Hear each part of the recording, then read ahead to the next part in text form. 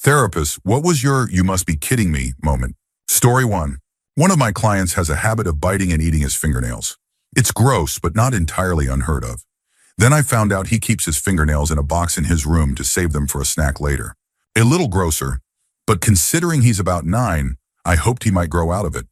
What finally made me feel nauseous was discovering that whenever anyone in his family clips their nails, fingers or toes, they give him the clippings to add to his box. This means that when he's eating nails from the box, they could belong to his mother, father, or siblings. I've already discussed this behavior with his parents, expressing concern about enabling it, but it continues. Edit. Thank you all for your concern regarding my client. I understand that it might seem like pizza or a nutritional deficiency, and it very well could be. However, as a behavioral therapist, I am not qualified to make medical recommendations to the family. I do know that his parents have taken him to several doctors for various tests to rule out disorders, so it's possible that the issue has been addressed, but the parents chose not to disclose the information to me. Story 2. I worked one summer at a school for special needs children about 2 years ago when I was 14. I was just a teacher's aide, so most of my tasks involved playing with the lower maintenance children and running errands for the teachers. One morning I was helping the kids put their belongings into their cubbies. One of the kids just stood in front of his cubby, staring at me while holding his lunch bag. This particular student was known to be more aggressive and would react violently over small things. He was around 11 or 12 and had severe autism. I asked him if he needed help putting his stuff away, and he responded with some mumbling. I encouraged him to speak clearly, and he quietly said, "I'm going to hurt you." I was confused and asked him to repeat it. Suddenly he screamed at the top of his lungs, "I'm going to hurt you!" and swung his lunchbox straight at my head. Fortunately, I had anticipated something like this might happen, so I was ready to duck, and he missed. Since I wasn't trained to restrain students, I wasn't allowed to touch them. So until the teachers intervened, I could only run around the classroom as he chased me. After about 10 or 15 minutes, the teachers finally managed to restrain him. When asked why he acted that way, he explained that he was upset because his dad hadn't taken him to Denny's that morning. I was assaulted because a kid didn't get to go to Denny's. Story 3. I work as a speech therapist, and one of my kindergarten clients has severe behavioral issues.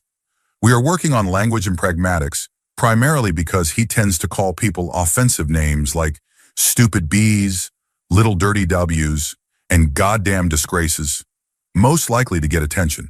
He often walks around the room calling me names like stupid B or smelly C, and will repeatedly say the word F until he's out of breath, just to see if he can provoke a reaction. I would typically focus on his articulation, as he doesn't even pronounce these words correctly. But I decided it was best to address the swearing and name-calling first before tackling pronunciation. Story 4. I provided therapeutic counseling and rehabilitation services for individuals with brain injuries. During a family conference, I was trying to explain to the family that they needed to accept their son brother as he was in the present moment, since he wasn't likely to improve much further. Unfortunately, the family was being unkind, calling him stupid, and generally offering the worst kind of support imaginable. The family insisted they would never accept him in his current state and demanded that I arrange a brain transplant so he could go back to how he was before the accident. I managed to keep a straight face, but my student couldn't hold back her laughter and had to leave the room. The family was furious and demanded to know why she had laughed at them. I had to calmly explain that first, brain transplants are not possible, and second, even if they were, it would mean putting someone else's brain into their son's body, essentially a different person altogether. They couldn't understand this and kept insisting that I was just being lazy and unwilling to do my job. I felt incredibly sorry for that young man. Story 5. I have a master's degree in clinical psychology and am currently working towards my doctorate.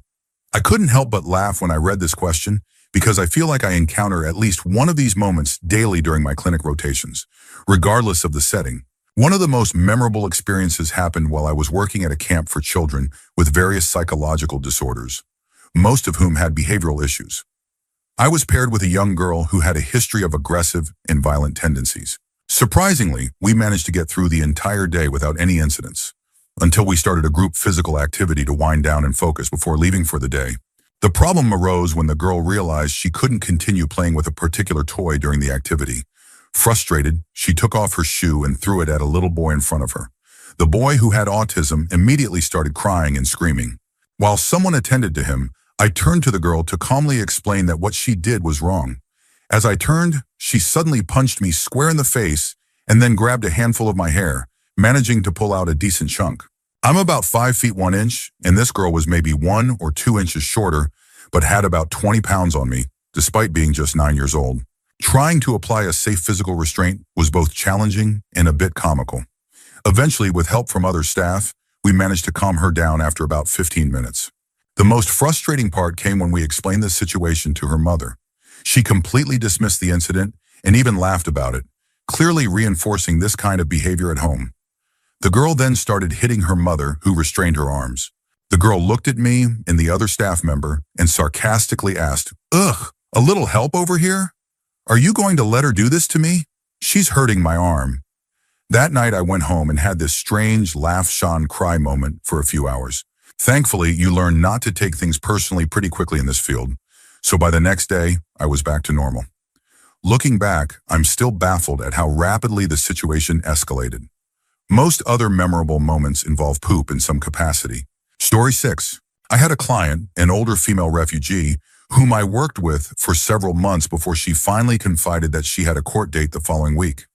She was worried because she might be deported if found guilty. She hadn't mentioned it earlier due to shame and had been suffering in silence. She was living with extended family members who got busted for smuggling and selling cat, a stimulant narcotic. The family decided that she would take the blame for her husband and sons, who were the ones actually involved. At the time of the arrest, the police brought in an interpreter who spoke a completely different language from a different ethnic group and country than the client. Even worse, there was no interpreter present during the initial questioning at the station, and she had to wait nearly 2 days before they finally found someone who spoke her language.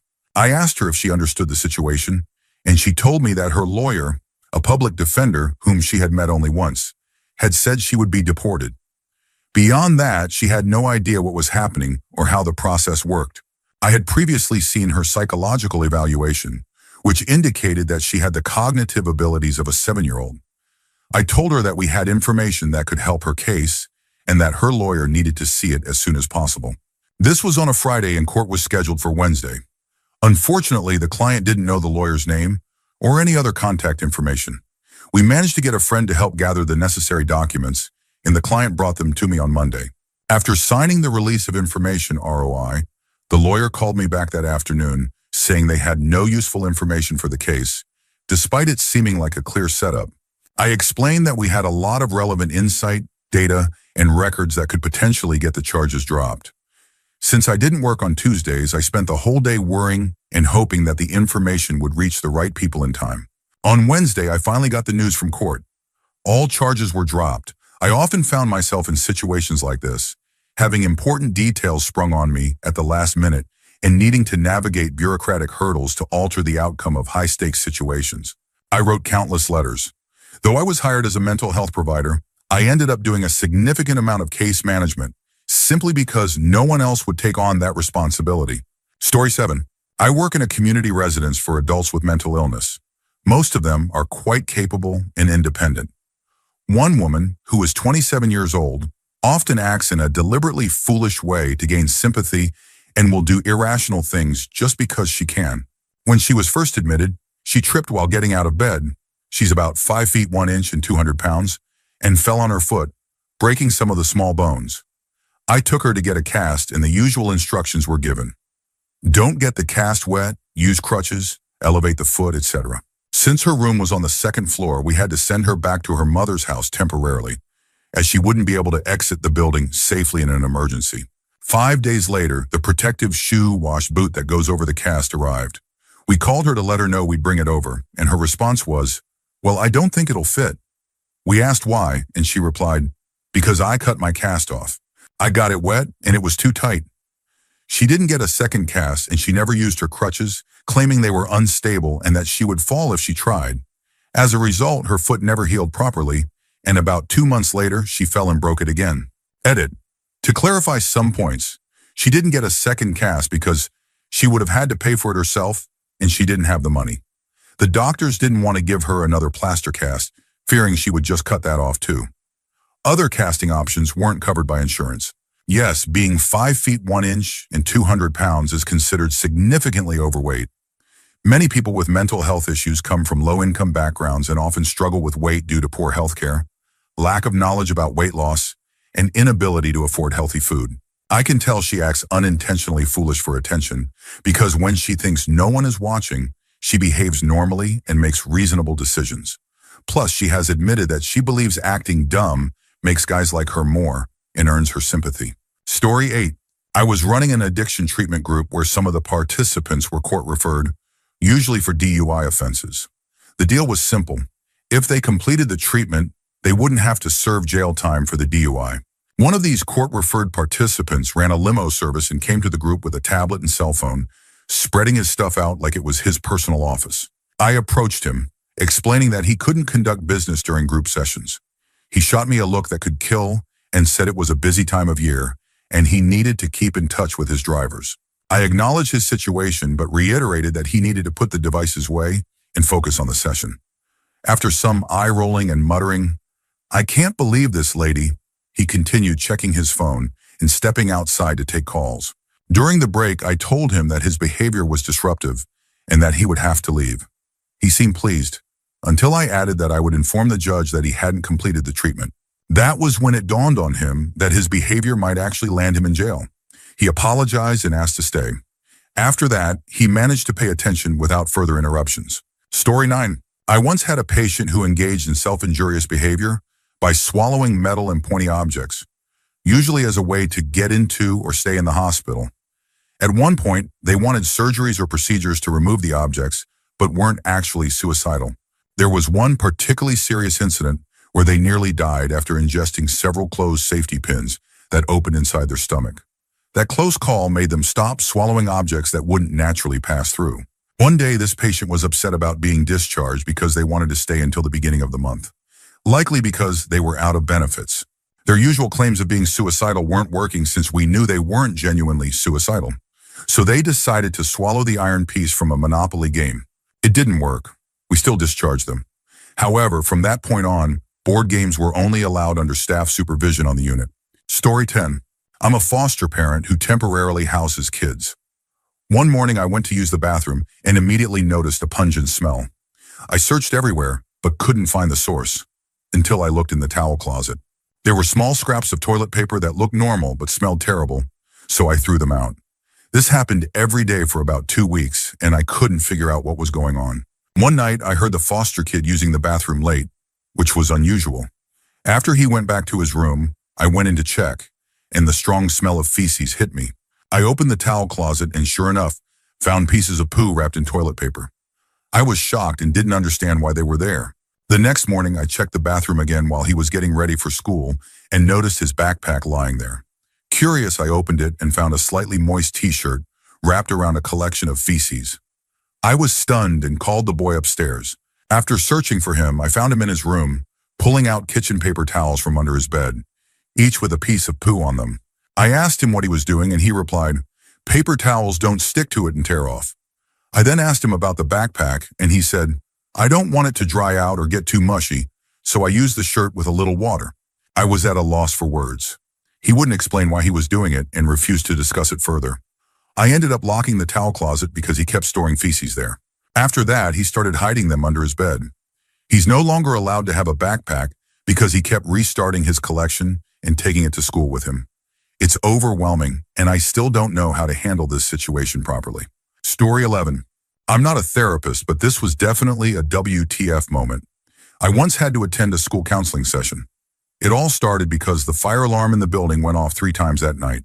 The first time was a drill, the second time was around dinner, and the third time was at around 3 in the morning. By the last alarm, I snapped, and in frustration, threatened the kid who triggered it with a baseball bat. You know, one of those stupid indoor fire alarms. Because of this antisocial behavior, I was sent to one session of counseling. It was a group session, and while we were there, the counselor asked one of the guys why he was attending. He casually replied that he was there because his roommate caught him having S with a warmed-up shepherd's pie in the kitchen, and it wasn't even his own pie. Everyone in the room just froze and stared at him. He wasn't embarrassed or anything. He just calmly admitted to having intercourse with his roommate's shepherd's pie. Story 12. The scariest experience of my life was when my best friend had a mental breakdown. He became convinced that he had died and that all his friends and family were just beings mimicking his loved ones, making it impossible for him to trust us. He started reflecting on every mistake he had made, both big and small, and became convinced that he was destined for hell after being stuck in a purgatory that resembled his old life. It was terrifying to look into the eyes of someone I'd known for over a decade and realize he didn't recognize me anymore. I didn't know how to handle it. Should I try to meet him halfway, acknowledging the possibility that he had died while pointing out that his goals and relationships still existed in this reality? Or should I completely shut down his delusions, risking that he might push me away? My biggest fear was that he might try to test his theory by hurting himself, believing that dying again would somehow prove something. He fell into a depression, believing that in the real world, where he thought he had died, his friends and family were suffering his loss. He became obsessed with analyzing his past behaviors, convinced that he had hurt people far more than he actually had. At one point, he started referring to me in the third person, saying I wasn't his real best friend anymore. He constantly begged me to recall a time when he made me happy. I tried sharing stories about gifts, shared jokes, trips, and moments when he had been supportive. But none of it convinced him. He would find reasons to twist my words, insisting that even those good memories were examples of his selfishness or manipulation.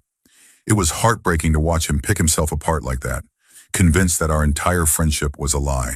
I visited him in the psych ward every day. Some days he was himself again, clear-eyed and rational, and he could process what had happened. But on other days he would be angry, accusing me of tricking him and claiming I was the devil in disguise. I never knew who I would be talking to on any given day, my best friend or someone completely different. Mental illness is such a brutal battle because it's not like a physical wound that you can visibly see healing. You never know when a setback is just a small step back or a complete regression. I kept hoping for stability, but every time he slipped back into his delusions, it felt like we were moving further away from recovery. Story 13. I'm not a therapist, but I used to see one for severe anxiety issues. I had been seeing her for a while, and my condition was slowly improving. No longer hyperventilating during day-to-day activities was a huge win for me. About a year ago, we arranged to meet at a nearby coffee shop because her office was being renovated. During the meeting, we did the usual check-in. I shared my weekly chart where I noted what triggered my anxiety. She gave me some pointers on cognitive behavioral therapy, CBT, but I often forgot those techniques and would still panic in many situations. Then the conversation took a strange turn. We started discussing my past, even though I had only been seeing her for about a month. I opened up about being sexually harassed by a teacher when I was young, and how, when I told my parents, they did nothing about it. On top of that, I shared how my father was an alcoholic who would beat me and my mom. As I spoke, I noticed that she was staring at the floor, clenching her hands and digging her nails into her palms. After a few minutes, I suddenly heard sobbing and realized she was crying. Completely frozen, I had no idea what to do. Then she explained that she once had a baby brother who died when he was around my age, 20.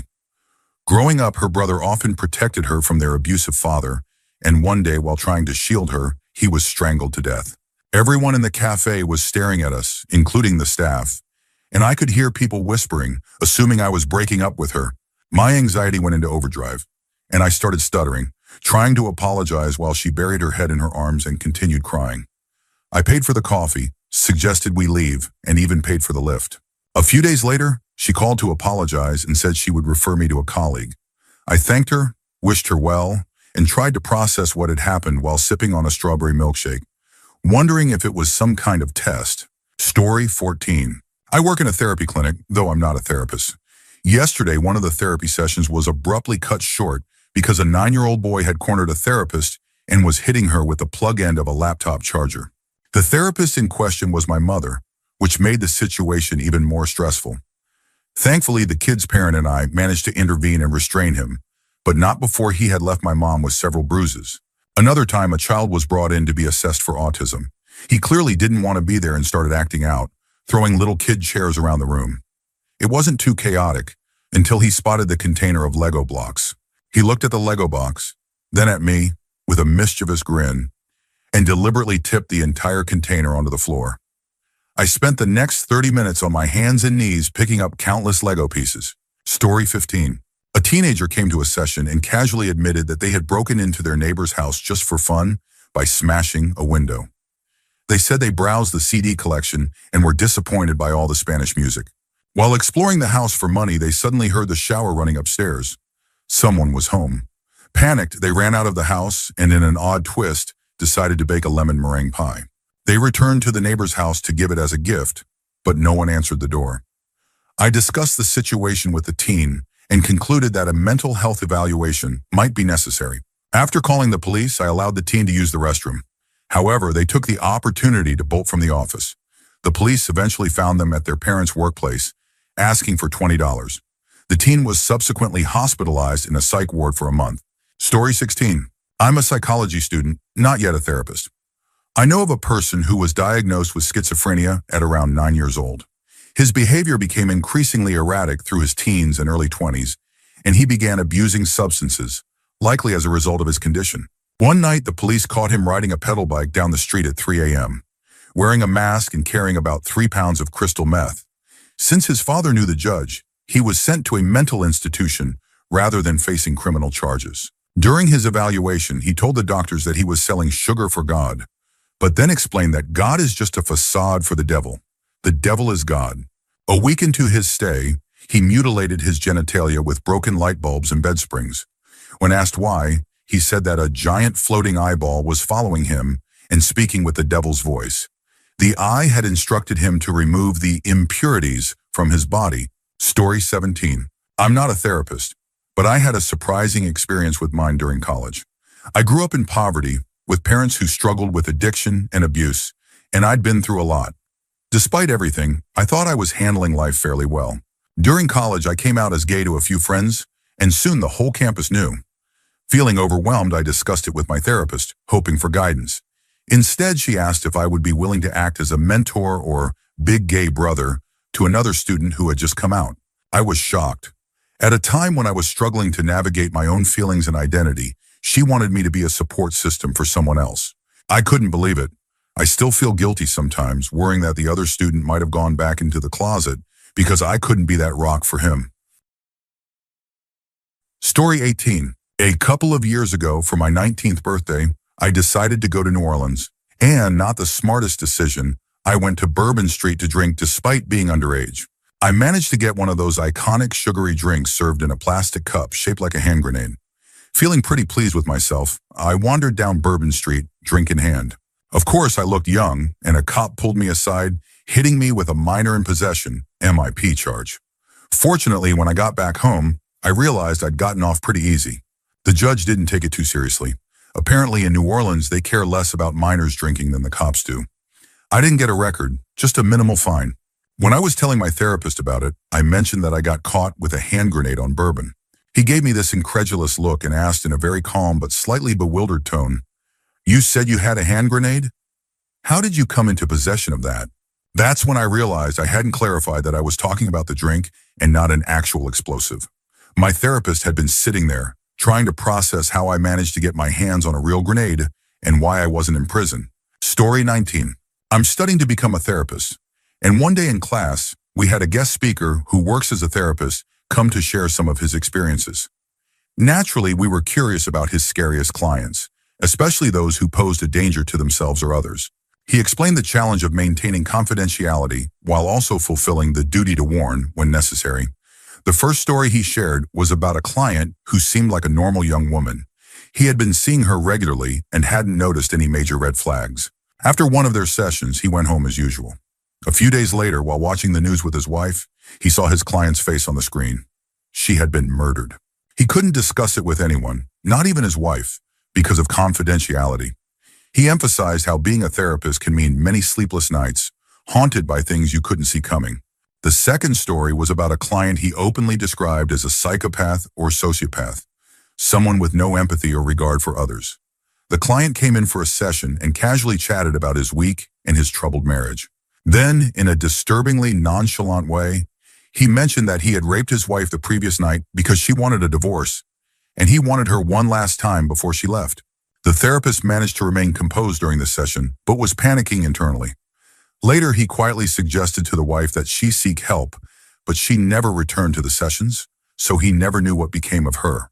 The guest speaker also shared another incident where a client openly discussed plans to murder someone they knew. In that case, The therapist was legally required to break confidentiality and call the police to warn the intended victim. He said it's one of the hardest parts of the job, deciding when to break confidentiality to protect someone's life. Story 20. I've worked at a special needs school for almost 2 years now, and I've seen some pretty shocking things. Here are a few of my experiences and stories from my coworkers. In my first year, I was assigned to a classroom with all boys aged 6 to 8. They all had multiple disabilities and were mostly nonverbal. Luckily, our classroom had a bathroom, which was convenient because 2 of the boys needed supervision while using it. One boy, whom I'll call John, was generally good at using the bathroom independently. One day before lunch, I reminded him to go. After about a minute, I peeked in to check on him and found him completely naked, bent over so that his backside faced the full-length mirror. He had his finger shoved right up his butt and was smiling dreamily. Our school takes students up to age 21, as is typical in special education. One high school class in particular housed some of the more aggressive students. I once saw a 15-year-old boy bite and claw chunks out of his own arm, leaving scars all over. He had Fragile X syndrome, which can cause severe self-harm. There was a period when he needed to be restrained almost every day by the male teacher and 2 aides, sometimes for 20 minutes at a time. Another student in the same class had severe mental issues, though I'm not entirely sure of his diagnosis. He lived in a group home because his family couldn't manage him. This kid would get in your face and threaten to slit your throat or rape your family while smiling. His verbal abuse was disturbingly consistent. One day he became aggressive and needed to be restrained. Due to the situation, they had to perform a hold on the hallway floor, but without the usual head support. During the restraint, he started slamming his head against the tiled floor, leaving blood everywhere while laughing hysterically. I have countless stories like these. It's a never-ending cycle of challenging behavior and unpredictable incidents. Story 21. I used to work as an aide at a facility that offered a second chance for children and adults who had been kicked out of state-funded programs. These were people with severe, low-functioning behavioral disorders combined with other conditions, making it a risky job. Most of my shifts were overnight, usually working alone. But one night, there were 2 of us on duty. The house had 3 kids, a 16-year-old who was close to being released, a 9-year-old and a 12-year-old who had been getting up around 2 a.m. and wandering the house. That night, we heard the door alarm go off, indicating that the 12-year-old was up again. We found him in the kitchen, eating a block of cheddar cheese straight from the fridge, just taking big bites and complaining about being hungry. We blocked him from going upstairs to disturb the others, and eventually got him to give us the partially eaten cheese. Later, we discovered he had toys in his room, which was against the rules. He threw them at us one by one as we collected them. Suddenly, he tried to escape through the window, but we caught him and brought him back inside. He threw a tantrum, urinated on his bed, and then tried to run past us to the living room. Due to company policies, we couldn't physically restrain him, so we had to follow and try to de-escalate verbally. He started trashing the living room, trying to tear apart the Xbox. I ended up blocking him into a corner with my body to keep him from causing more damage. In retaliation, he bit me, spit on me, swore at me, and punched me full force in the throat. We ended up performing a wall hold, essentially keeping him safely against the wall while taking breaks to ensure his and our safety. This went on for 3 hours. Unfortunately, that wasn't the first or last time something like that happened. After so many incidents, I developed a strong anxiety reaction to the sound of children screaming, even when it's just playful noise. It's a lasting impact from those intense nights. Story 22. My job requires all employees to go through a weapons qualification course, which includes a range shoot day, as we all carry firearms at work. Some of those range days have made me genuinely say, "You've got to be kidding me." During one of the courses, an employee from another department got kicked out for inappropriate behavior. We used dummy guns during training to practice reloads and hip draw techniques. This guy thought it would be funny to take the dummy gun and fake rob his classmates while on the range. Needless to say, the instructors didn't find it amusing, and he was promptly kicked out. Another incident involved an employee who, after completing a live fire drill, decided to twirl his gun cowboy style, like in old Western movies. He, too, was kicked off the range and never got to requalify. The guy who was fake robbing people was recently fired for embezzlement. Seems like his questionable judgment extended beyond just the range. Story 23. This isn't a personal experience, but more of an observation on how people perceive certain religious groups. Sometimes people mistake non-mainstream Christian groups for being entirely separate from Christianity, which isn't necessarily accurate. There are some groups that, instead of branching off from another church, believe they are continuing the original church that Jesus established on earth. Because of this belief, they don't follow the Nicene Creed or other mainstream Christian practices. However, that doesn't mean they aren't Christian. They just have a different way of interpreting and practicing the faith. It's essential to understand that religion isn't just about theological definitions. It's something that needs to be felt and experienced. Christianity, in particular, goes beyond being just a list of beliefs. It's a moral code, a way of life, and often a central part of a person's identity. When studying non-mainstream Christian religions, you might find many that don't fit the traditional formula, but still consider themselves Christian. It's likely that a broader understanding of Christianity would better encompass these groups rather than dismissing them outright. Story 24. I once had a 15-year-old client diagnosed with anxiety and depression. He refused to take any medication for it, which made managing his symptoms more challenging. His grandmother came from India to stay with him, and together they started practicing meditation. When I first saw him 2 weeks after his grandmother arrived, he was in a terrible state, barely eating, having frequent panic attacks, and still adamant about not taking any medication. While I helped him with some cognitive behavioral therapy, CBT, it was clear that meditation was the real game changer for him. Over the next 6 weeks, I saw a transformation. Slowly but surely, he started engaging with life again. He showed interest in activities, his eyes regained their spark, and he even started laughing during our sessions. His mother was thrilled, saying she hadn't seen him like that in over a year. I had always been skeptical about meditation's ability to help with anxiety and depression, but witnessing his progress firsthand completely changed my perspective. It was remarkable to see how powerful and effective meditation can be. Story 25. I'm a client, not a therapist, but I want to share an experience that impacted both me and my psychologist. The first time I saw my psychologist was after a suicide attempt.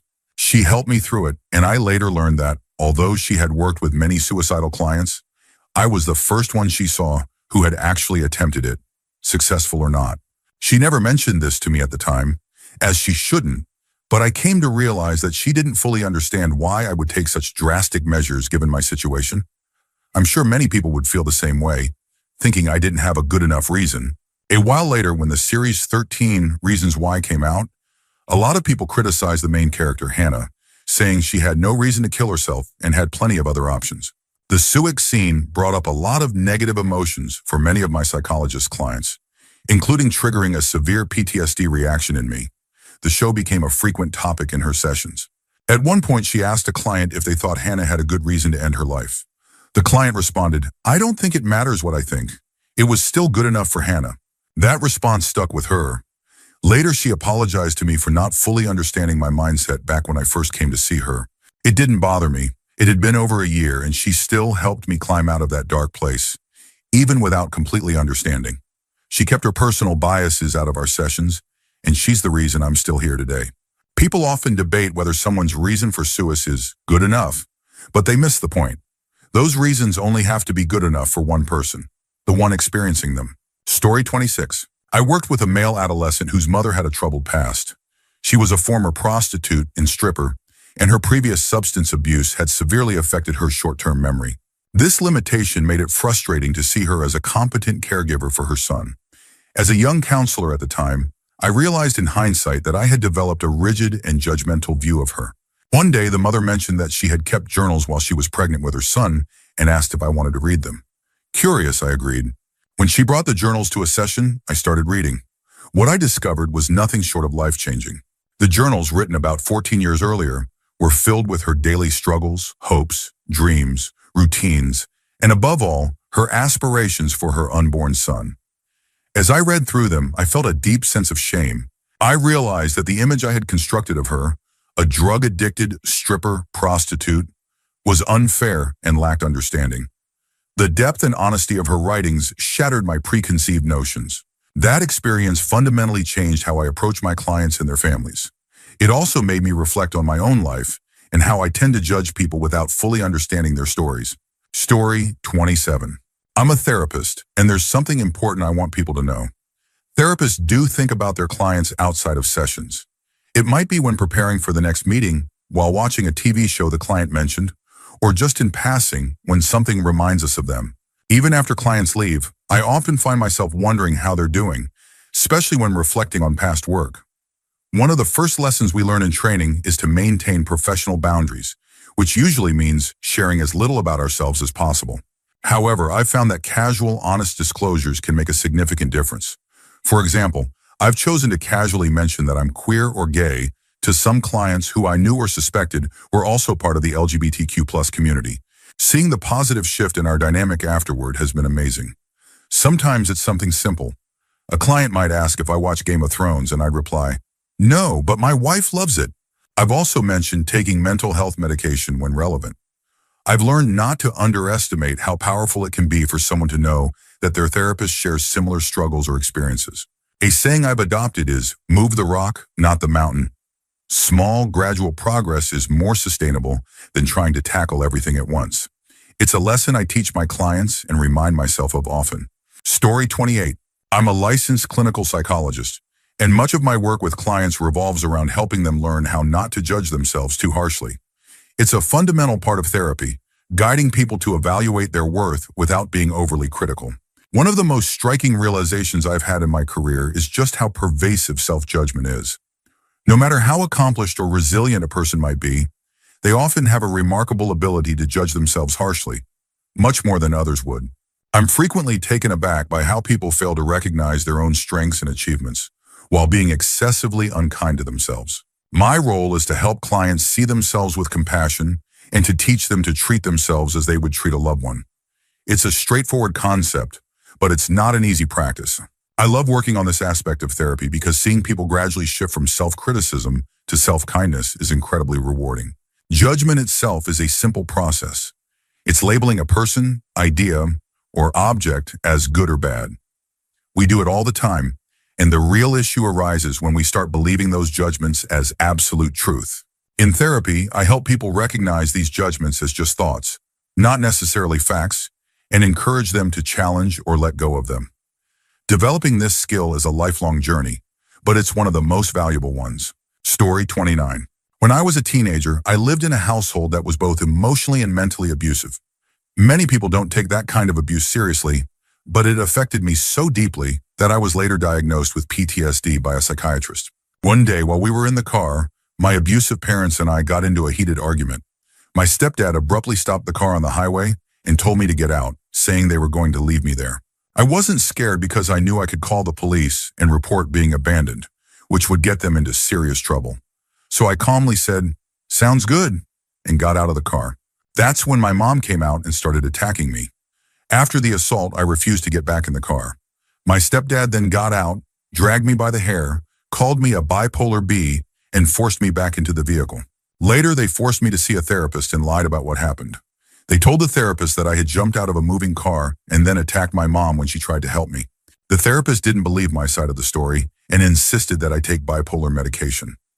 I knew I wasn't bipolar. I was just reacting to years of abuse, and my feelings of anger and sadness were completely justified. At one point, the therapist glared at me and said, "You're not nearly as smart as you think you are." After that, I completely shut down. I would just sit in the sessions in silence while she made snarky, sarcastic remarks before dismissing me. It was clear that she wasn't there to help me. She was only reinforcing my parents' narrative. When I turned 18, I moved out on my own, put myself through college without any financial help from my family, and eventually left the country to put as much distance as possible between us. I'm now on antidepressants for my PTSD, and thankfully, the therapists I've had as an adult have been nothing like that terrible woman. But even now, thinking about that experience still deeply upsets me. Story 30. I'm not a licensed therapist, but I am a behavioral health technician, which means I have a psychology degree and was trained in behavioral intervention techniques for children.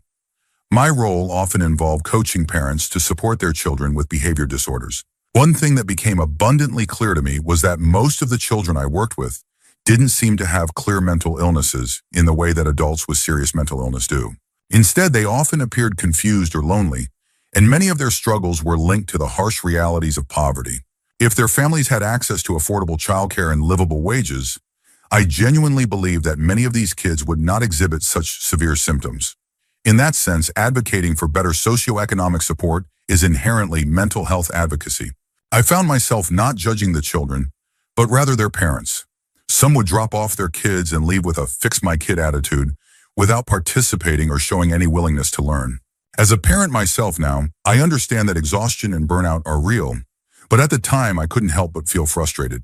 My goal in those situations was to give the child an hour-long glimpse of what a loving, structured environment looks like.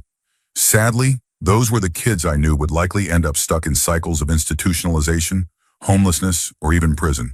On the other hand, when a parent would stay, ask questions, and genuinely want to know how to help their child, I would practically jump for joy.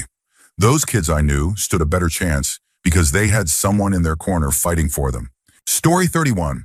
I'm not a therapist, but I became a patient after my mom passed away.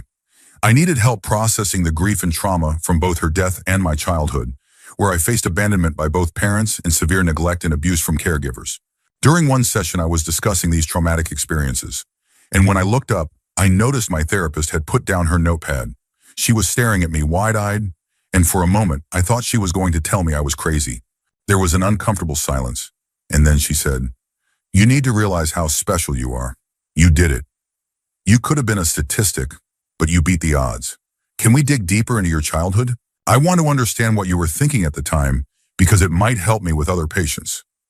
That moment changed my perspective entirely. I had always thought of myself as broken, but she helped me see that surviving those experiences was remarkable. We worked together for 8 months using cognitive behavioral therapy, CBT, focusing on my triggers and attachment issues. She helped me realize that, despite everything, I was not just surviving but overcoming. That therapist didn't just help me heal, she made me feel valued, showing me that my past could actually help others. I will always be grateful to her for that. Story 32. I'm not a therapist, but I had a really unsettling experience with a friend recently. We hadn't seen each other for about 8 months, and when we finally hung out, she seemed completely different, paranoid and constantly taking photos of random people. She would take selfies while trying to inconspicuously capture people in the background.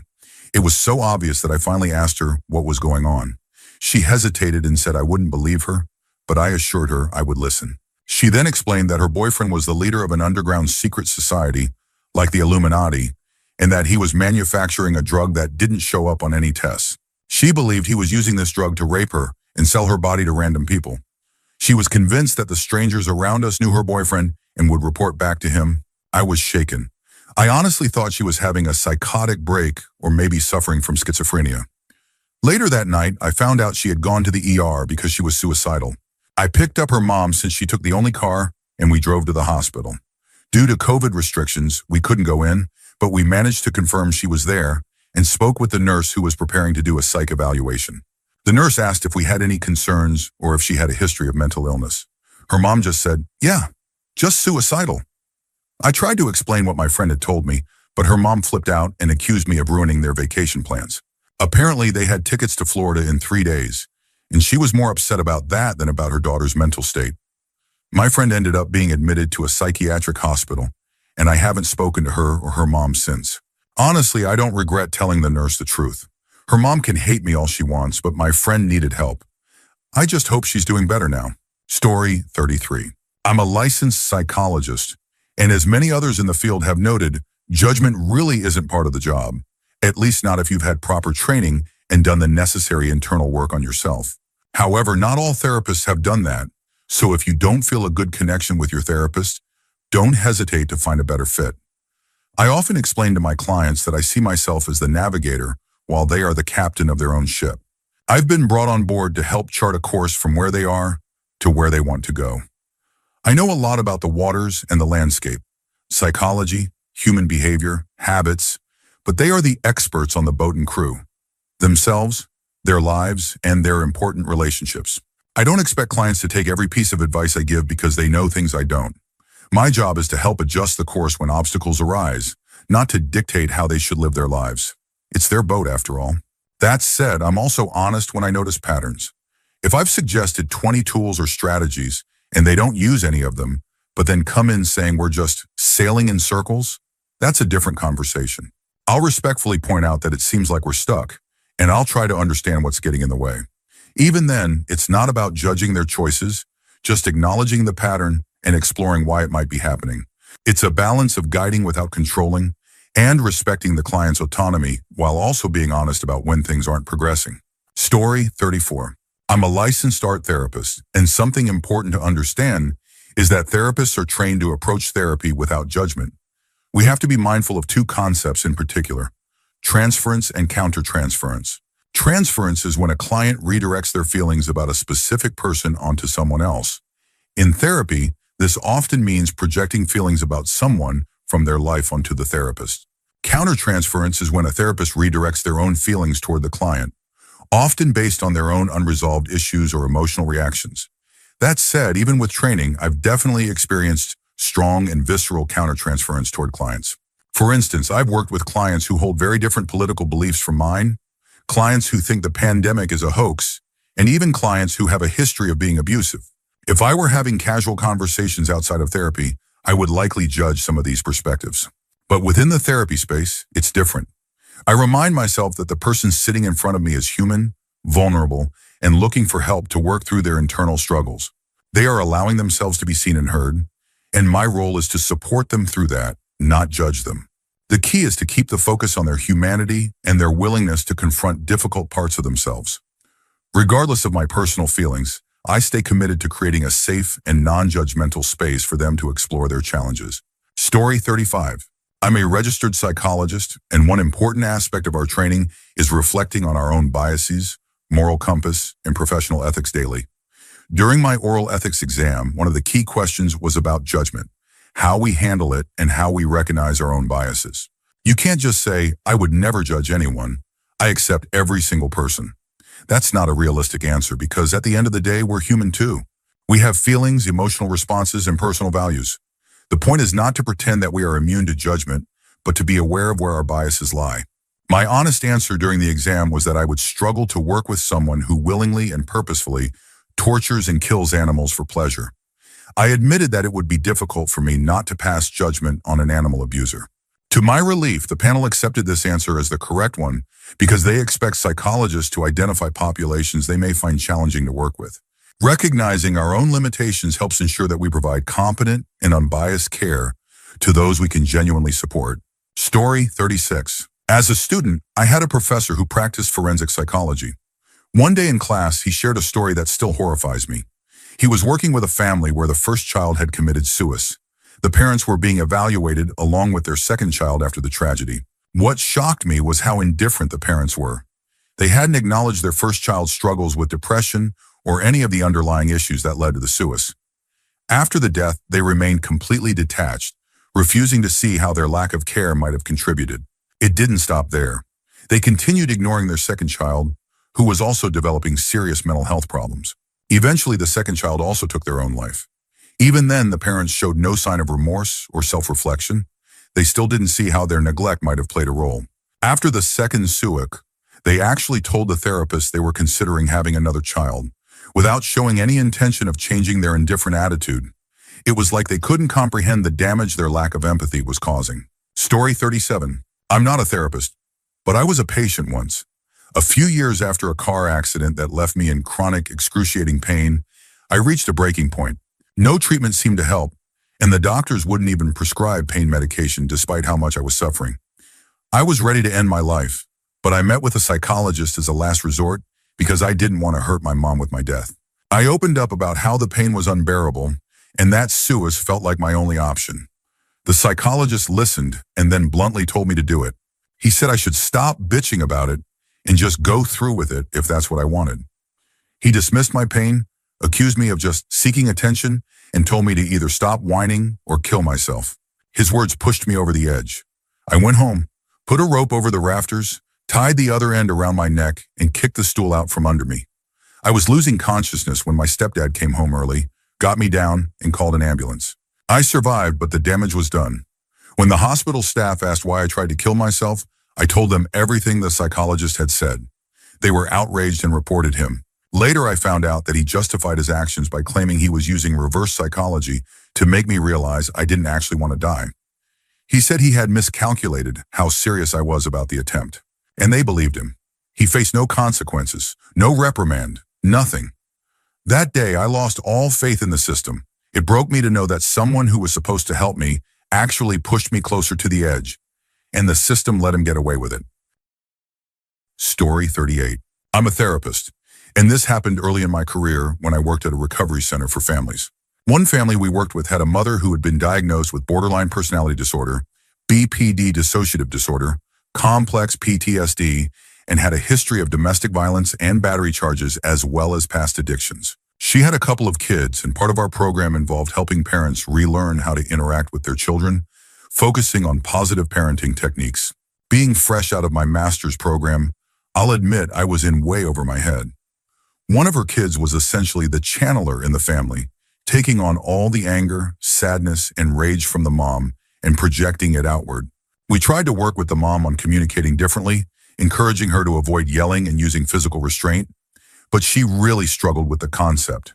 She was actively involved in trauma therapy, but processing her own pain was still a massive challenge. One day we were out on a walk when, without any warning, the mom suddenly body slammed that kid onto the concrete floor. The child was only about 6 years old and just looked terrified and heartbroken. I remember standing there absolutely stunned with my colleague beside me. In that moment, I couldn't help but judge. It wasn't professional, but seeing such a small, vulnerable child treated like that just broke something in me. Story 39. I'm not a therapist, but I've had my share of really bad ones, especially after I was raped. After my mom found out about the assault, she admitted me to a mental hospital without my consent. During my stay, a psychiatrist there told me, "You need to get better about saying no." He didn't even know what had happened. No one did, because I wasn't ready to share the details yet. He just assumed and blamed me without knowing a thing. After being discharged, they recommended another therapist who was just as awful. She told me I was lucky not to have gotten pregnant or contracted an STD, but the way she said it made it sound like she was shaming me for my past. On top of that, she was very into holistic, unscientific approaches and insisted that I shouldn't be on antidepressants, even though I desperately needed them at the time. I begged my dad to find a different therapist, but he insisted I stick it out for 6 sessions, which I hated every minute of. After that, I didn't see another therapist for 3 years. Even now with my current therapist, who is actually wonderful, I still feel uncomfortable discussing my assault and school history. Those early experiences really damaged my ability to trust professionals in the mental health field. Story 40. I'm a psychologist, and while I make a conscious effort not to judge my clients, I'm still human, and there have been a few moments where I couldn't help it. One instance was early in my career when I was working with a client who had a lot of personality issues in a tumultuous marriage filled with infidelity on both sides. We were talking about how these marital problems affected him when he suddenly revealed that he had a threesome with his wife and his brother as payment for a loan his brother had given him. I tried to control my reaction, but I'm sure my face gave me away. He ended up pushing therapeutic boundaries after that, and eventually I had to terminate and refer him to someone else. Not long after that, I was working with another client who was struggling with self-esteem issues. Out of nowhere, he mentioned that he and his wife also had a threesome with his brother. I think I managed my reaction better that time, but internally I was screaming, "What the hell is going on?" 2 clients in the same month with the same bizarre family dynamic? It left me questioning how common this kind of situation actually was. Later, I worked in a prison for a while, and after seeing the extremes of human behavior there, I don't think much could make me say WTF anymore. Still, those early sessions left a lasting impression on me. Story 41. As a patient, one of the most validating moments in therapy came when my therapist simply said, "Okay, that's really messed up," after hearing about something my mother did. It was the first time someone acknowledged that the way she treated me was not normal, and I didn't have to feel guilty for thinking that. Realizing that it's okay to acknowledge that my mother is a messed up person was a turning point for me. I didn't have to feel like a bad person for recognizing the truth. One of the instances that really caught my counselor off guard was a text my mom sent me. It was a quote about how, "One day you were my little one, and now you have little ones of your own," along with some other flowery nonsense. Confused, I checked with my sister, and she had received the same text. The weird part? Neither of us has kids. I Googled the quote and found it on a list of 30 Mother's Day quotes. She had just copied a random quote without even thinking if it applied to us. Honestly, having my therapist react with, "Wow, that's messed up," was one of the most healing things they could have done. It validated that I wasn't crazy for feeling hurt and confused.